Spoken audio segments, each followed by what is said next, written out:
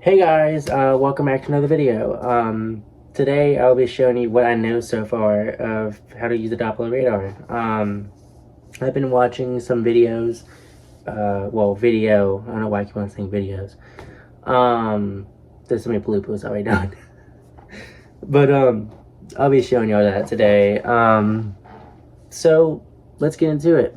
So basically, I'm gonna zoom in here. Alright, I'm gonna pause this.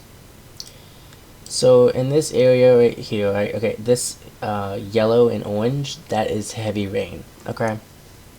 The green parts, light rain, right? Now,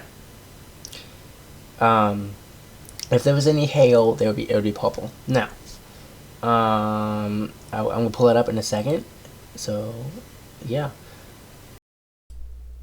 So right here, the purple right here is hail. The red and yellow is heavy rain, and the green is light rain. So, alright, now we're going to go into velocity mode.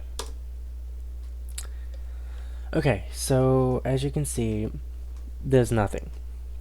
Not much, at least. There's no like rotation or nothing really. I don't that I can see, at least, that I know of so far.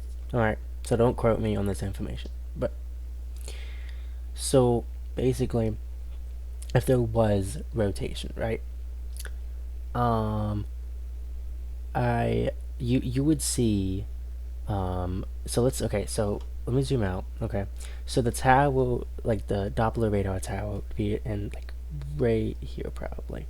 Okay, now the red has to be to the right of the tower's perspective. And the green has to be stacked on top of red, right? That would indicate rotation. If it's flipped around, green is to the right of the perspective of the Doppler radar's tower, and red is on top, there's probably no rotation. And it's not very common. Sometimes there can be rotation still, but it's not. I think it's not common. Now, I'm gonna show you a picture of that. So give me 1 second. Okay, so here's something I found. Hopefully this will be good enough. Notice you see red isn't stacked on top of green. Now that can happen. Maybe it's depending where the radar is centered at, wherever it's at, or how they have the map. If I'm correct, I think. So there is rotation in that. So we pull up another image. Now, if this is pronounced correctly, this is reflectivity mode, not velocity. Okay. You can see there's a hook right here. That's a tornado, if I'm correct.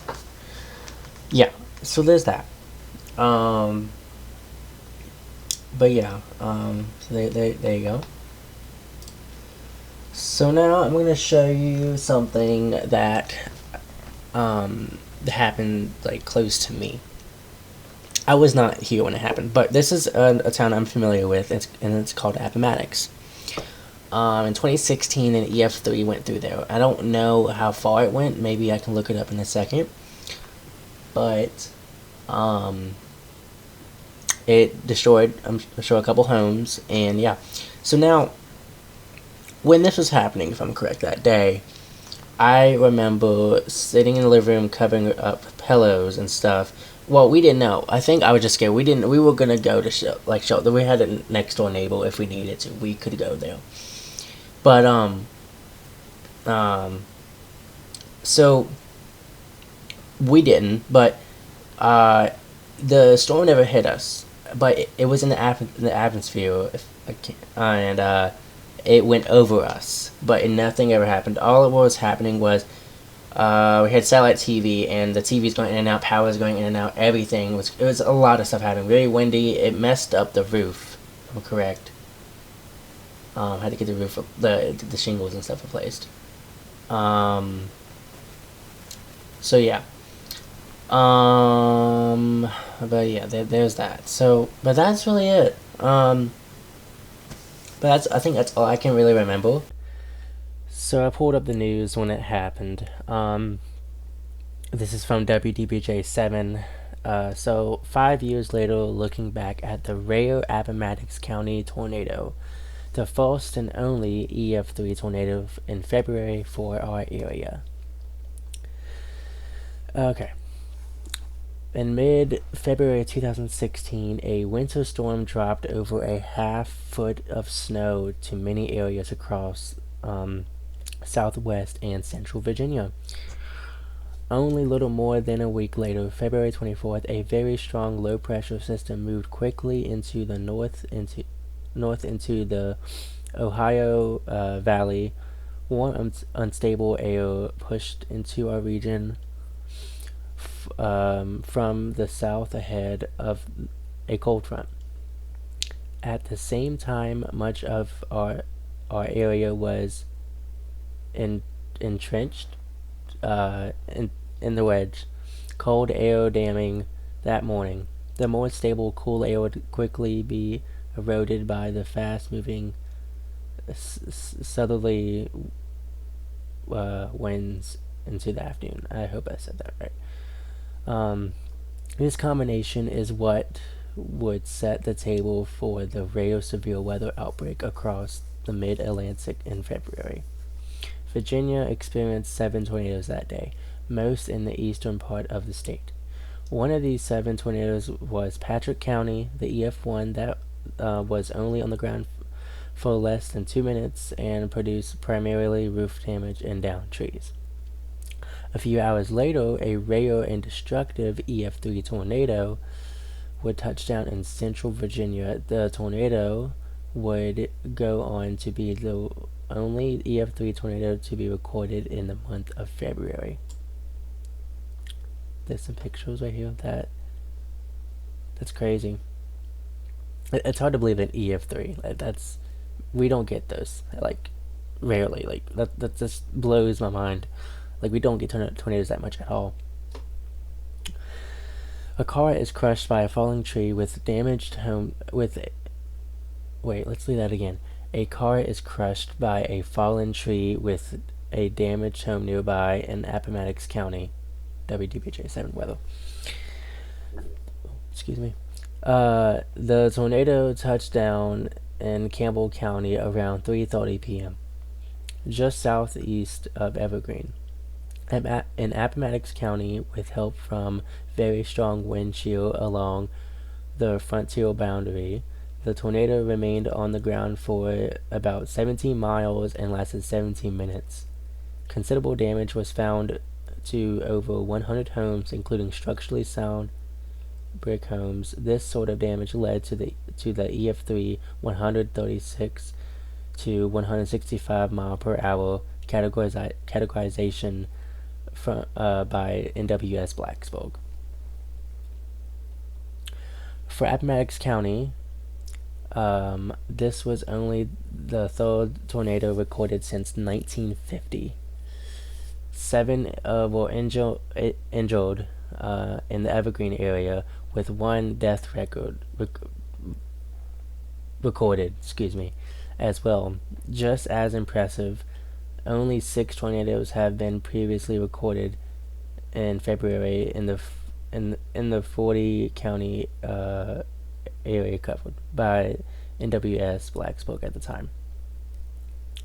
This tornado served as a reminder that destructive tornadoes can occur at any time of the year in Virginia. As we move toward March and the severe weather season, it's important to remind yourself of severe weather safety precaution. We do get a lot of severe weather, just a lot of severe thunderstorms. Power goes out all the time.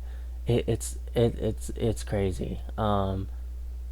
We got I think I'll look it up probably, but a Derecho, I think it was 2013, 2014, and I was too young to even remember, so there's that.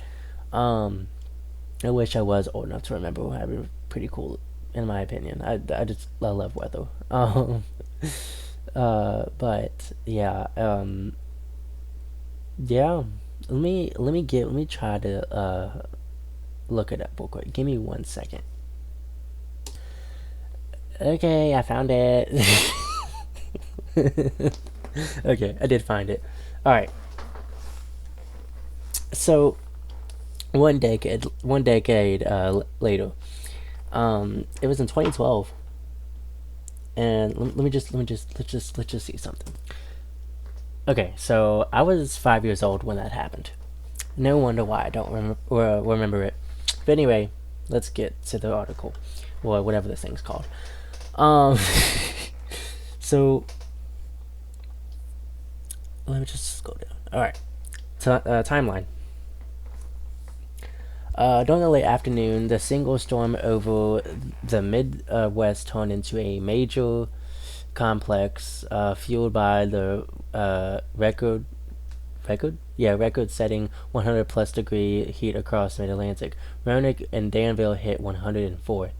And to let you know, Roanoke got the worst winds out of this storm. Anyway, and Lynchburg hit 103. That afternoon, not hardly a cloud in the sky locally that day. We went. Wait, let me make sure I read that right. Not hardly a cloud in the sky locally that day when we went about our afternoon. At the same time, the windstorm was moving at interstate speed, bringing 70 to 90 mile per hour gusts into the Ohio Valley.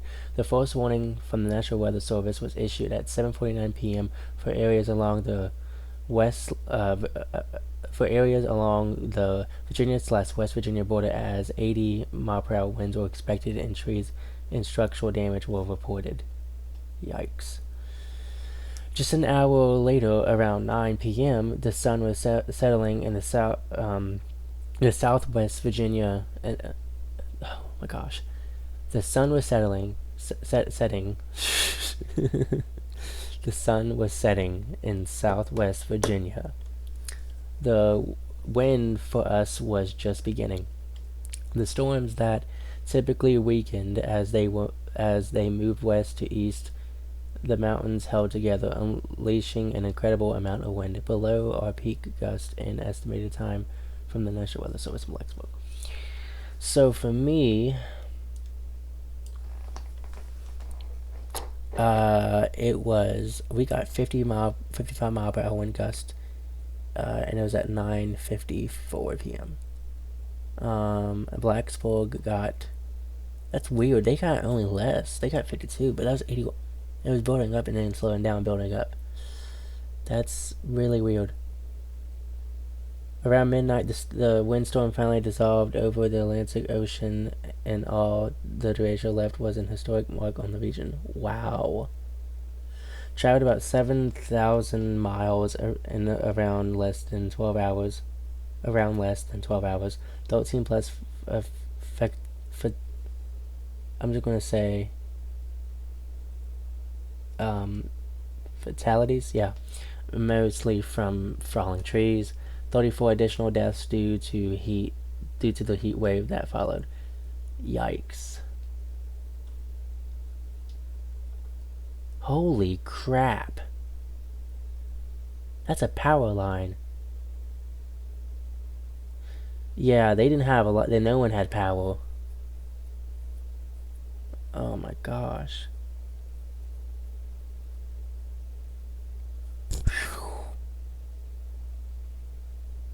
That's just like crazy. Anyway. Let's see.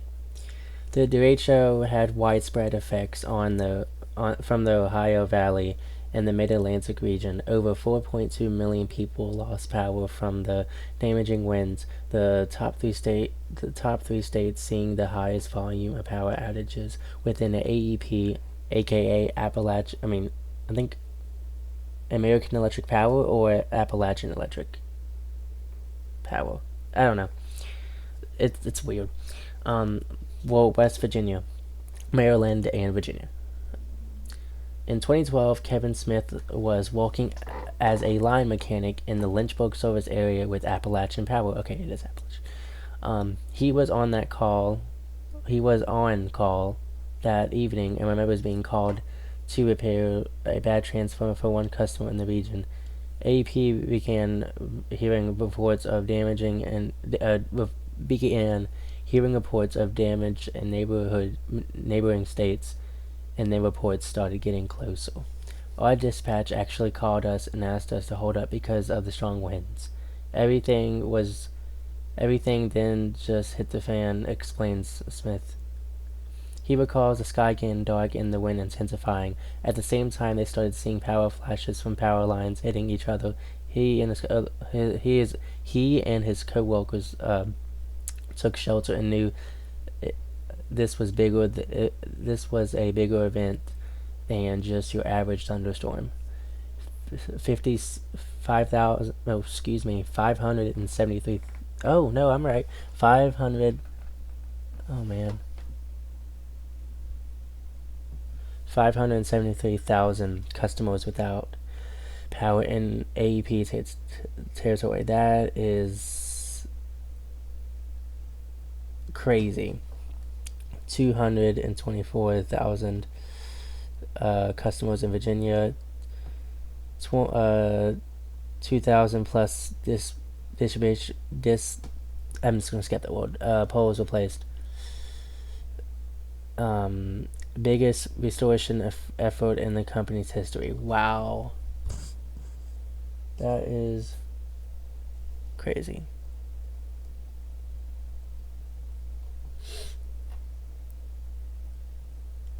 That's 2012. That's hard to believe. Excuse me. Damage still visible today. As you might imagine, trees were impacted most of this epic windstorm. It estimated hundreds of thousands of them were either damaged or destroyed that day. Some of the damage is still visible 1 decade later if you know where to look. Denise McCarthy, senior forester with Virginia Department of Forestry, took Chief Meteorologist Brent Watts on field trip into the woods to look for signs of derecho. An opening in the canopy is what you would look for, says McCarthy. The green vegetation, lush and dense, is what you look for on the ground. An open canopy above you, where the light is shining through. The sunlight beaming through the open left fallen trees has allowed vegetation to jumpstart. New seedlings began growing in the same spot that they were damaged. An opening in the canopy is what you look for when everything is green and lush.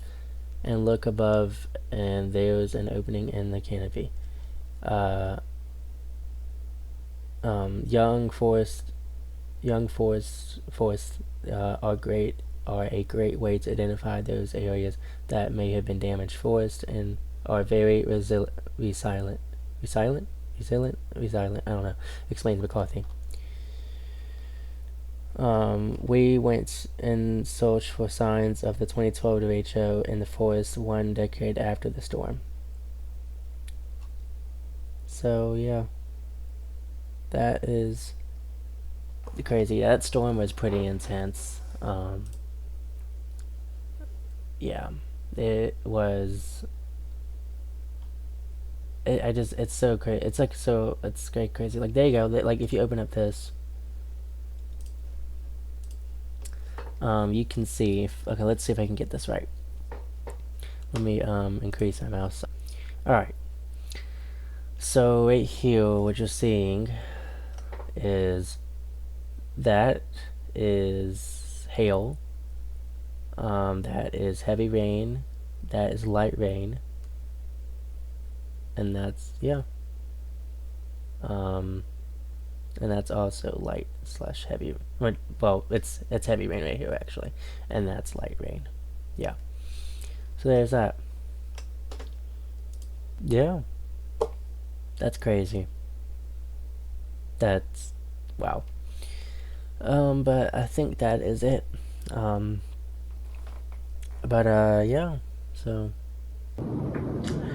So I hope y'all enjoyed the video. I'm editing it right now actually.